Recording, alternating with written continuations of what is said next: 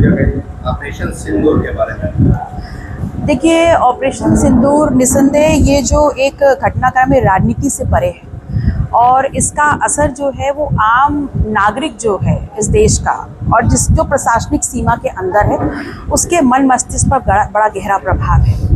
और जिस प्रकार से हमारे ही देश के नागरिकों का खून हमारे ही देश की धरती पर बहा है, निस्संदेह ये बहुत ही ज़्यादा गंभीरता से लेने वाला विषय है कि अगर हमारे देश का नागरिक हमारे देश की सीमाओं में सुरक्षित नहीं है तो फिर कहाँ सुरक्षित है। तो ये देश की सीमाएं जिस प्रकार से ऑपरेशन सिंदूर पे हमारी सेनाओं ने काम किया, निस्संदेह हैट्स ऑफ टू हमारे डिफेंस सिस्टम, जितनी ज़्यादा संजीदगी से उन्होंने इस बात का बदला लिया है। हालांकि मुझे ऐसा लगता है कि अभी और बहुत कुछ सेना के अंदर पकाया है और उनके शौर्य और उनकी वीरता को प्रणाम। बिल्कुल, जैसे सेना ने काम किया,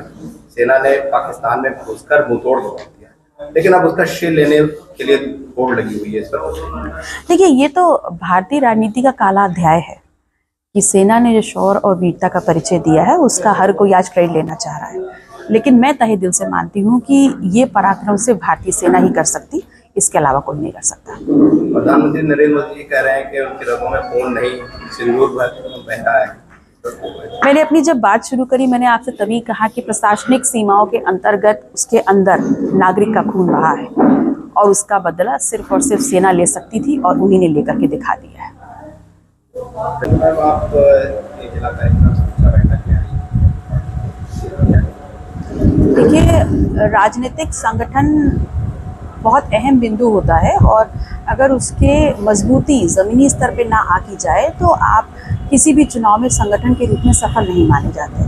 और जैसा कि हम सभी को पता है 2026 में जिला पंचायत है, 2027 में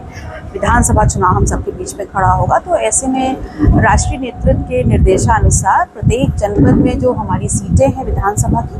उनमें कार्यकर्ता किस लेवल तक हमारा तैयार है, वो पार्टी की नीति रीति से कितना वाकिफ़ है और कितनी संजीदगी के साथ वो ज़मीनी स्तर पर पार्टी की नीति रीति बताने का काम कर रहा है, उसी की समीक्षा के लिए विभिन्न जनपदों में जो गठित टीमें हैं वो जा रही हैं और संगठन किस हद तक हम पूरा कर पाए हैं इसकी समीक्षा करने का काम कर रहे हैं।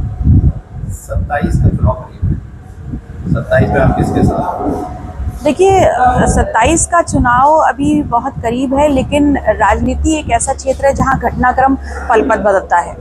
और ऐसे में मेरा ये मानना है कि हर एक राजनीतिक संगठन जो ज़मीन पे काम करता है वो अपने लिए बेहतर से बेहतर विकल्प तलाशता है।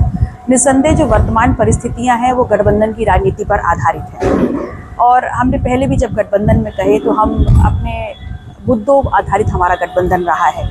आगे भी प्रयास रहे कि जिस सामाजिक न्याय, जिस जातिवार जनगणना, जिस व्यवस्था परिवर्तन की लड़ाई हम लड़ रहे हैं अपना दल, उसी से मिलता जुलता जो हमारे साथ काम कर पाएगा जो भी संगठन, उसके साथ हम 27 की तरफ बढ़ेंगे, लेकिन उससे पहले अपने संगठन की मजबूती पर काम करेंगे।